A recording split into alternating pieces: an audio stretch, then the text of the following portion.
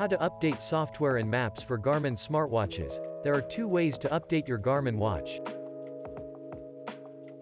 Install Garmin Express on your computer.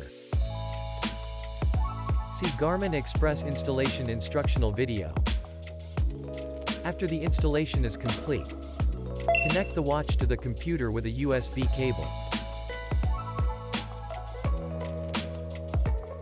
Garmin Express will display "Connected," and the updates will start.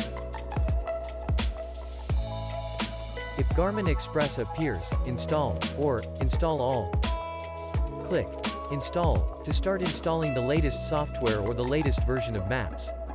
After completion, Garmin Express displays "Updates complete," which means that the latest version of the software or map has been installed on the watch. Unplug the USB cable and wait for the watch itself to complete the installation. Little reminder. Remember that Garmin Express itself also needs to be updated. Go to Google Play or App Store to download the Garmin Connect app. After installation is complete, open the Garmin Connect app.